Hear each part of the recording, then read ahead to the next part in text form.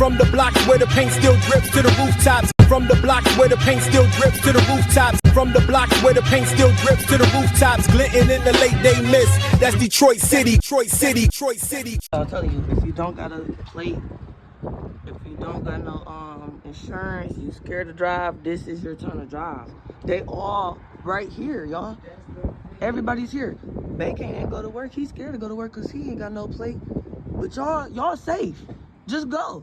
Because they all right here. So this is your time to drive. Okay? Go drive dirty right now. They all busy looking for one nigga.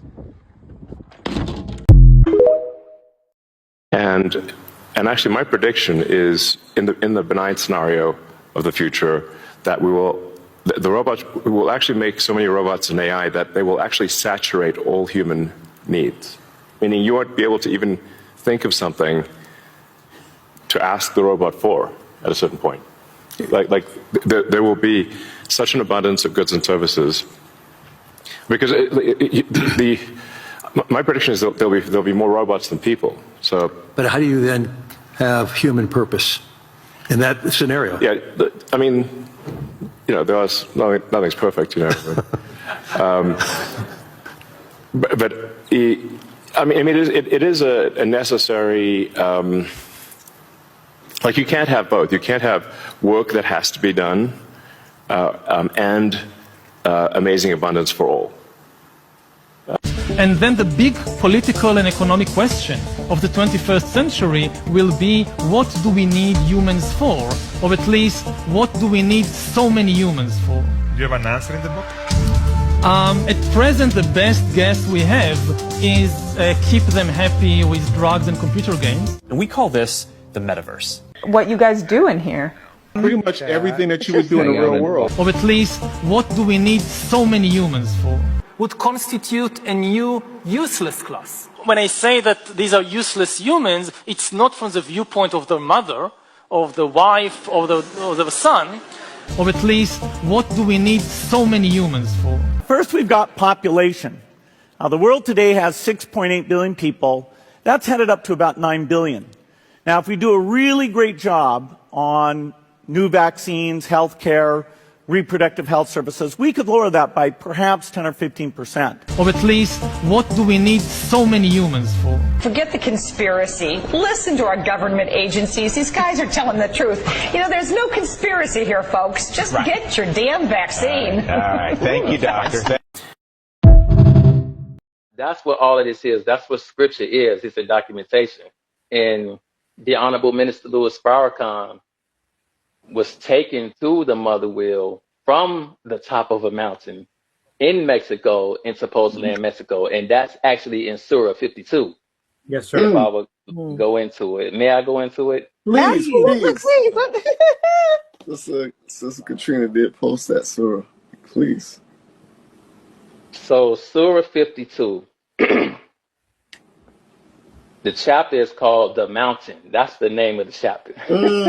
Okay. And the section of that is called Success of the Faith. Now, remember, the Most Honorable Elijah Muhammad told the Honorable Minister Louis Farrakhan, I'll be gone for 3 years. If you remain faithful, I will reveal the new book through you, the new teaching through you. Right. So that actually happened. So the Honorable Minister Louis Farrakhan said that he was praying while the messenger was gone the first few years, asking for a message from him, a vision or something. He said everybody else was getting it but him. But he didn't know that he was going to be taken to the wheel. Nobody else can do that. That was for him. Right. But Allah was letting him know, I didn't forget about you. I didn't forget about you. Just be patient. Just wait. And the Honorable Mr. Louis Farrakhan was patient. He waited. So in chapter 52, the mountain, it says, in the name of Allah, the Beneficent, the Merciful, by the mountain, and a book written on unfolded vellum, and the frequented house, and the elevated canopy, and the swollen sea, the chastisement of thy Lord will surely come to pass. Now think about this. I did a little research because I wondered, why did it say unfolded vellum? The Honorable Minister Louis Farrakhan said when he went to the wheel, he was shown a scroll with cursive writing on it. Mm-hmm. And he went to read it. It disappeared. He didn't know that they were putting it inside of him. Right. That new message. That new message. So if you think about a scroll is something that you unroll. It's a way of unfolding. You unroll it, right, in order to read it. Right. So I looked up the name vellum. Okay. Vellum is fine parchment originally made from the skin of a cow. Smooth writing paper imitating vellum. Vellum is fine parchment. The surface from antiquity through the Middle Ages, especially popular from the 4th to the 15th century, which are years 400 through 1500 AD. For illuminated manuscripts, religious texts like Torahs, and important documents, continuing in use even after the printing press was highly quality books and bindings prized for its durability, elegance, and exceptionally long longevity lasting over 1,000 years. So vellum is skin from cows, baby cows or baby animals that they use to preserve to last for 1,000 years. That was what they put their important writings on thousands of years ago. That was the main way of writing. They didn't have paper from trees, and they didn't have Xerox machines, and they didn't have copy printers and modern technologies. They didn't have that. Right. They had what they had. That was the main way of writing. That's why it's in the book like this. That's why it's in the Quran like this, because the Quran was revealed 1,400 years ago. It wasn't revealed 50 years ago. You see, back then, over 1,000 years ago, this was their way. That's the way they wrote things down. That was their form of paper. So that's why it says unfolded vellum. See? So you think about that. His experience happened in 1985. Allah knew when he would make that happen 1,400 years ago. Wow. He revealed it, made it to be put in the Holy Quran. It's preserved, the original text. So now 1,400 years later, we have the book and we're reading about what happened in 1985. Wow. So think about the Honorable Minister Louis Farrakhan. How old was he in 1985? He was born in 1933. Yes, sir. 1933 to 1985 is exactly 52 years. The Honorable Minister Louis Farrakhan was 52 years old in the 52nd surah that Allah revealed, and Allah knew 1,400 years ago that the Honorable Minister Louis Farrakhan would be 52 years old when he made him to experience this. Isn't that something? On the mountain. Yes, sir. You can't make this up. Right? You can't make this up. This has nothing to do with your belief or disbelief. This is called reality. This is called God. That's it. Right. Whether you accept it or not is irrelevant. And it happened. That's right. That was big news when the Honorable Minister Louis Farrakhan made that press conference. They talked about that all over the place. People still talk about it. Wow, wow, wow. So that's proof. When people think the Honorable Minister Louis Farrakhan's not going nowhere, the way he's been warning us, and recently he's been saying his departure is dangerously close, read Surah 52 and remind yourself, if you think he's been saying that for a long time, he's not going nowhere. Okay, stay alive long enough, and one day you may hear someone say they have pictures and videos, they've seen it, and you will see it. Inshallah. Wow. Oh my God. Oh my God. That's beautiful. Absolutely beautiful. Allah is amazing. Hey, this video about to hit so crazy. I'm gonna need y'all to like, comment, share, push it out to as many as people as possible. This is really mind-blowing. I appreciate y'all for tuning in to the best platform. I'm your brother No Illuminati. Let's go. So we gonna be talking about this, right? We gonna be talking about this, and I converted it so y'all can read it the right way. It's because all of y'all have been claiming that this is inside of the water, that it's been trapped in the water, and that it's there frozen. So I want to confirm, we will be talking about this, what's really going on, with added information that I know y'all never heard, but this is about to go crazy. Let's go. So in order to understand that L word, how it got to the water, and why it's there, I first have to inform y'all that it's not just one. There's a total of 3 of those. There's a total of 3 of those that are spreaded on different parts of the earth there waiting. Let's talk about it. So, I don't have that rolled down. Let me write this down on paper real quick before I say it. 1 second. That thing that's in the water, the three things that's in the water spread it in various places of the water was created by these folks. And they created it as the first AI weapon to be used at any time they feel threatened or they felt information was going to be leaked, exposed, or used in a way that went against.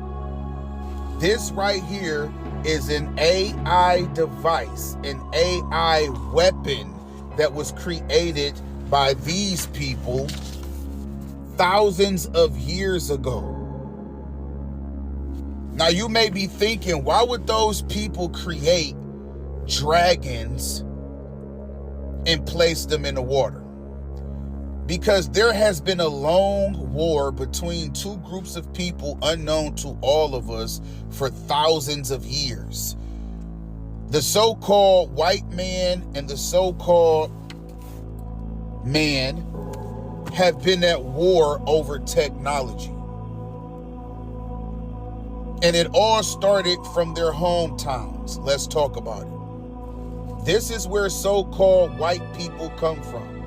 This is where so-called white people come from. Don't argue with me, argue with yourselves. Also pay attention that this is the ninth planet from the sun that will play into it.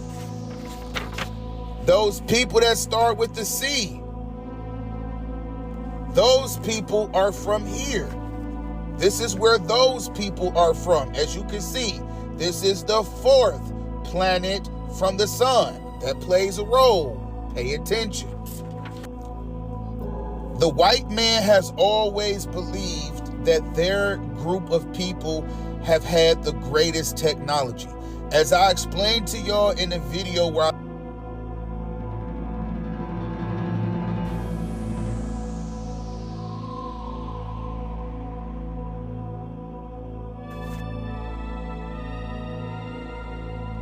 oh my God, dog. They didn't even record that shit I just said, man.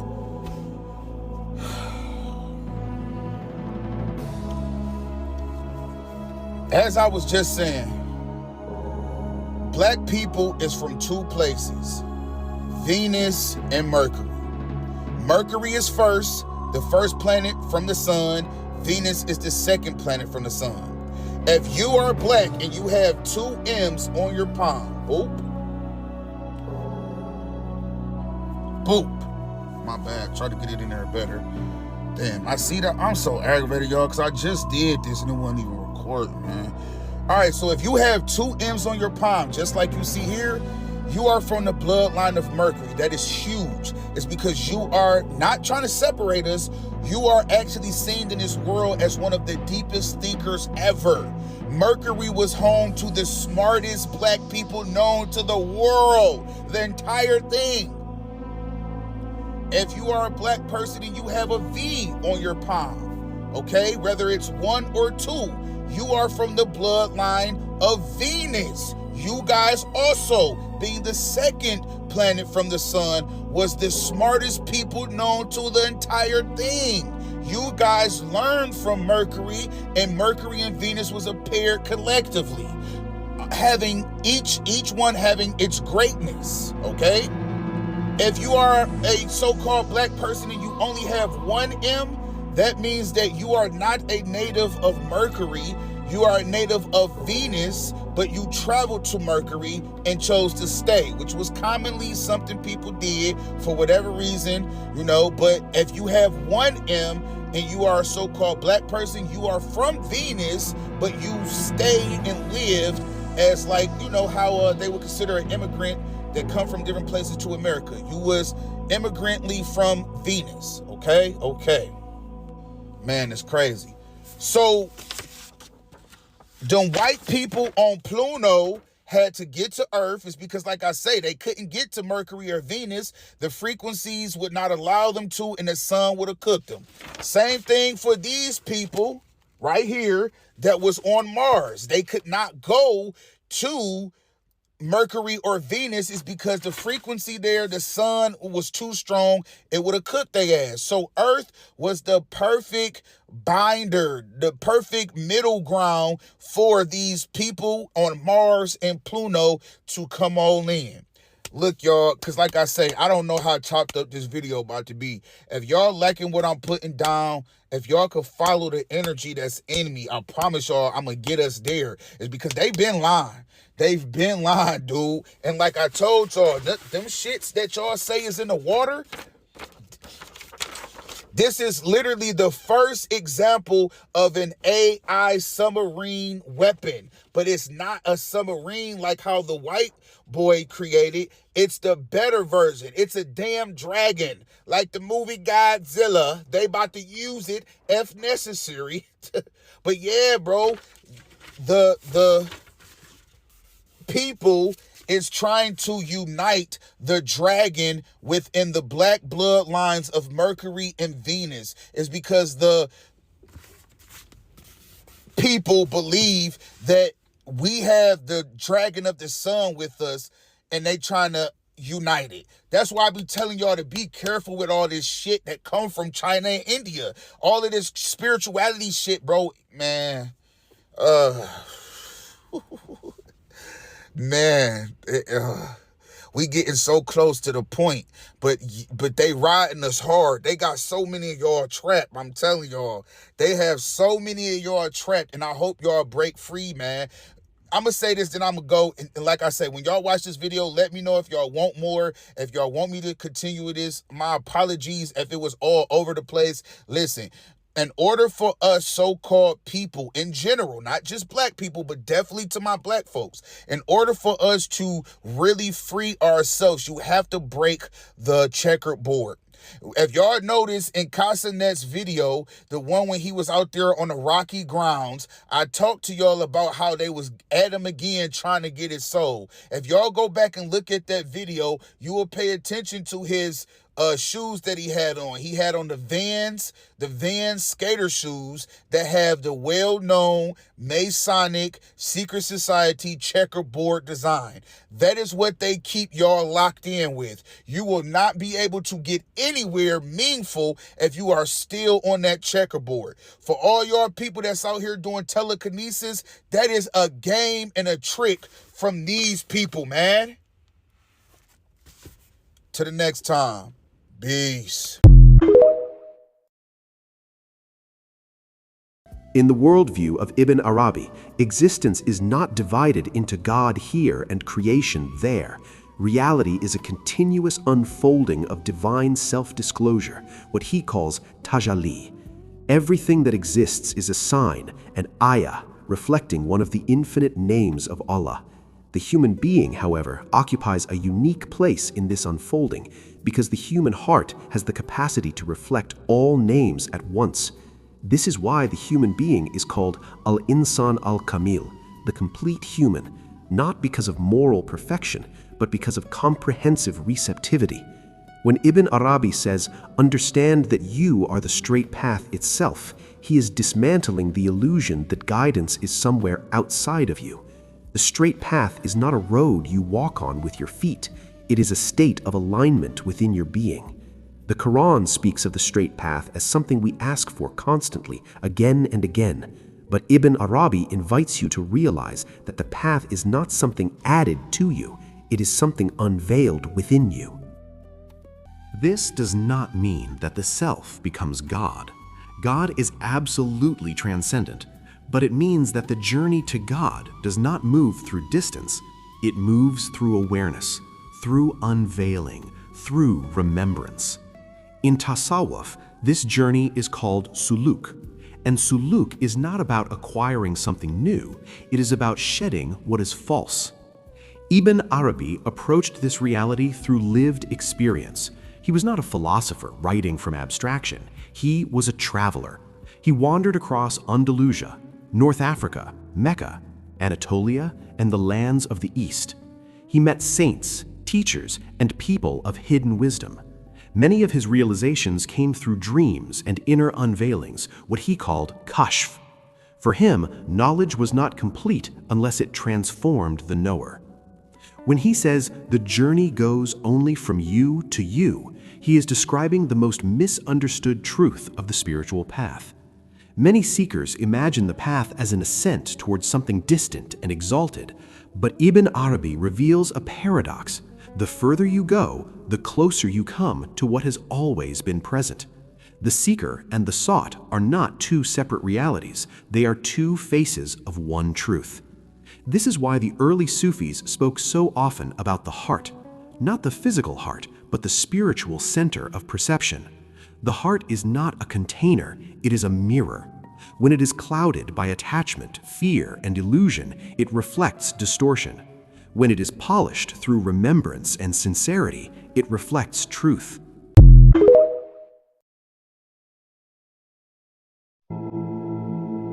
When visualized during meditation, the macabre can help elevate our frequency and vibration, creating a protective chariot around us. This helps us to focus and more readily access higher levels of consciousness. Activating your macabre involves 4 steps.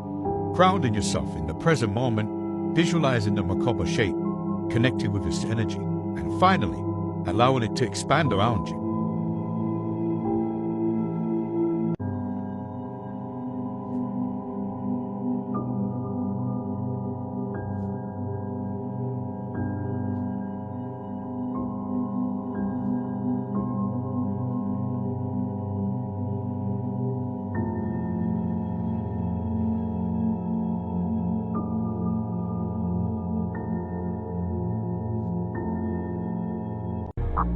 Hey, y'all, I'm doing alright.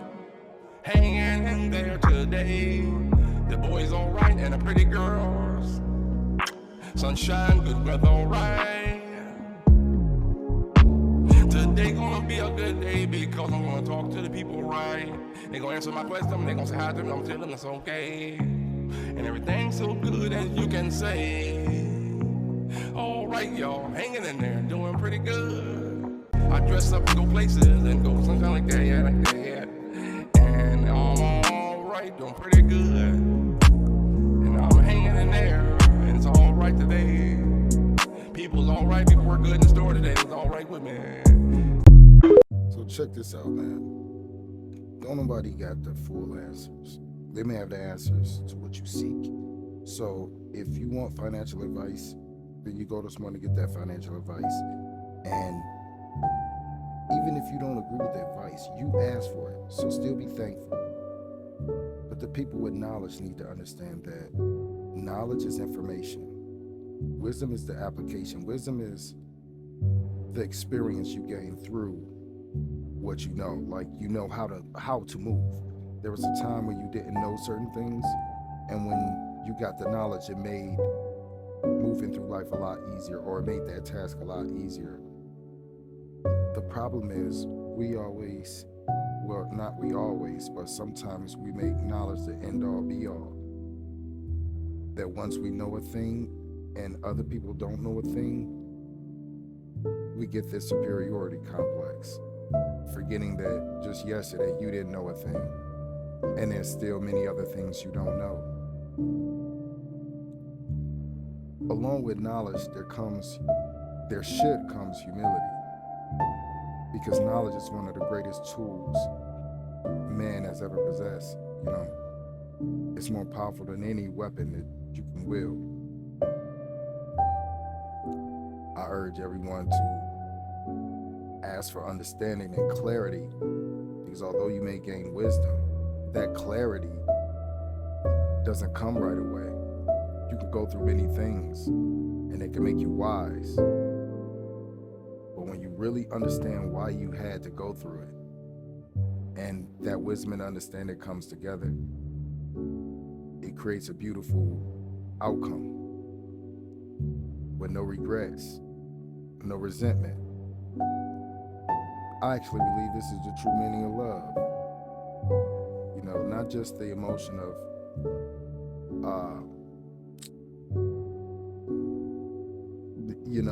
attraction or whatever, but reciprocity and growing and understanding that in this partnership or this relationship with all living things, I don't know anything. So let me humble myself and every day learn something new about this person or this life, you know? And it keeps it adventurous. At least that's my opinion.